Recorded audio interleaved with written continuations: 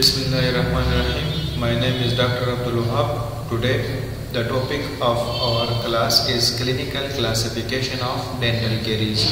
कि dental caries को हम क्लिनिकली किस तरह क्लासिफाई करते हैं। कल हमने पढ़ा था प्रीवियस लेक्चर में कि जेवी ब्लैक क्लासिफिकेशन वो होता है अकॉर्डिंग टू द टूथ के कौन सी कैरीज कौन से टूथ पे किस साइड में लगी। तो जेवी ब्लैक की क्लासिफिकेशन हमने कल उसमें डिटेल से मैंने बताया था। आज हम पढ़ेंगे कि clinical classification of dental caries कि क्लिनिकली जब पेशेंट आते हैं हम किस तरह उसको क्लासिफाई करते हैं कैरीज को, इसके बारे में हम पढ़ेंगे। ये टॉपिक है डेंटल 4th सेमेस्टर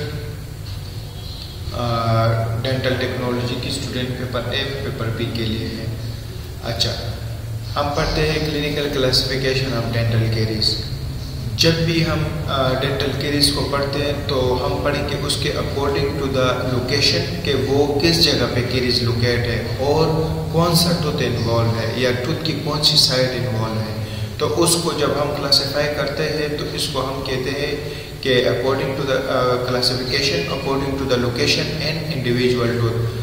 तो उसमें सबसे पहले आते हैं पिट एंड फिशर कैरीज। ये वो कैरीज होती है जो हमारे पास प्रेजेंट होती है पोस्टीरियर टीथ के पिट एंड फिशर्स एरिया पे। जैसे कि नेक्स्ट पिक्चर में मैं फिर दिखाऊंगा आप लोगों को कि ये पिट एंड फिशर कैरीज है। फिर उसके बाद सेकंड नंबर पे आती है स्मूथ कैरीज। फिर थर्ड नंबर पे आती है रूट और सिनाइल कैरीज। ये वो कैरीज होती है जो कि प्रेजेंट होती है रूट में, जो हमें नजर नहीं आती। हमें किस तरह पता चलेगा कि रूट कैरीज है? ऑन एक्सरे या फिर जो ओपीजी होता है उस पे हमें पता चलता है। फिर उसके बाद ये देखिए पिक्चर में आप, तो यहाँ पे ये जो कैरियस रीजन लगा है ऊपर, ये देखो पिट एंड फिशर एरिया है, उसमें जो ये वाली कैरीज लगी है that is pit and fissure carries.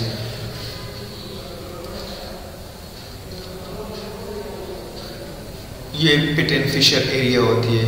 यहाँ पे जब कैरीज लग जाए टूथ में पोस्टीरियर टीथ में तो उसको हम कहते हैं पिट एंड फिशर कैरीज। फिर उसके बाद है रूट कैरीज या सिनाइल कैरीज। रूट कैरीज ये कैरीज होती है, ये गम्स के बिल्कुल नीचे होती है, या अगर गम्स के रिसेशन हो गई, जैसे कि आप इस पिक्चर में देखिए गम रिसेशन हो गई तो बिल्कुल ये साइड पे ये जो लीजन बना है दैट इज रूट कैरीज। फिर according to the rapidity of the process caries किस तरह उससे लगती है, मतलब कितना रैपिड लगती है, ठीक है। तो इसको हम कहते हैं एक्यूट रैपिड कैरीज या क्रोनिक कैरीज, ठीक है। उसमें दो ही आते हैं, एक्यूट रैपिड कैरीज या क्रोनिक कैरीज। जैसा कि आप एक्यूट कैरीज में देखें ये प्राइमरी डेंटिशन में होती है, रैपिड कैरीज भी इसको कहते हैं। मोस्टली बोटल फीडिंग की वजह से ये जो बच्चा होता है वो रात को जब फीड करता है तो उसके मुंह में कुछ पार्ट्स ऑफ मिल्क रह जाता है, तो उसकी वजह से कैरीज काज होती है। फिर क्रोनिक कैरीज है।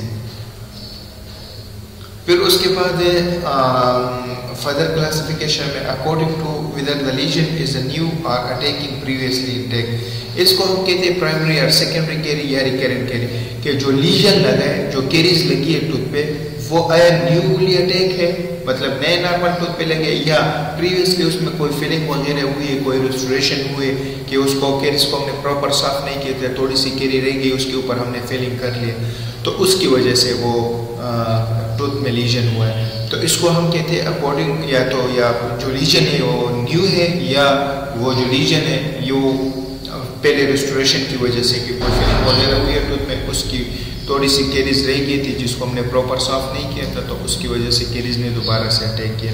इसको हम कहते हैं रिकरेंट या सेकेंडरी कैरीज। इस पिक्चर में आप देखें, ठीक है,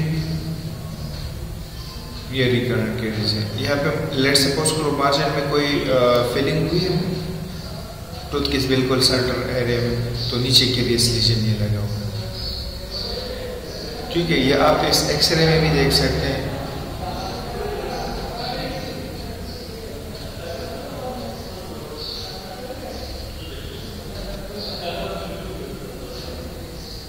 ये सेकेंडरी कैरीज है। लेट सपोज करो ये अगर फिलिंग हुई है, कोई कैविटी बनी है, तो साथ में कैरीज लीजन लगा हुआ। फिर उसके बाद आते हैं फर्दर क्लासिफिकेशन में according to the pathway of dental caries, कि कैरीज जो है वो फॉरवर्ड कैरीज है या बैकवर्ड कैरीज है, ठीक है। फिर अकॉर्डिंग टू द नंबर या according to the site involve कि कौन सी सरफेस कौन सा साइट उसका इन्वॉल्व है, तो उसमें एक आती है सिंपल केरीज, एक होती है कंपाउंड केरीज और एक होती है कम्प्लेक्स केरीज। सिंपल केरीज ये वाली होती है, ठीक है, ये केरीज लीजिए नाम देके।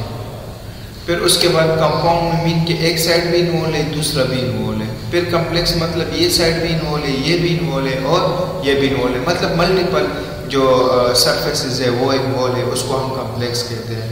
एक को हम कहते हैं जब एक सरफेस इन्वॉल्व हो सिंपल, फिर एक से ज्यादा को कंपाउंड, फिर उससे ज्यादा मतलब पॉली सरफेसेस इन्वॉल्व की वजह से उसको हम कम्प्लेक्स कहते हैं। फिर उसके बाद आते हैं residual caries, occult caries and arrested caries. Residual ये केरीज होती है, चेक करें।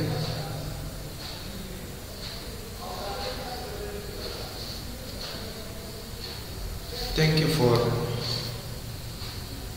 Any question. स्टूडेंट का कोई भी क्वेश्चन हो काइंडली मेंशन करें कमेंट में। Thank you for listening.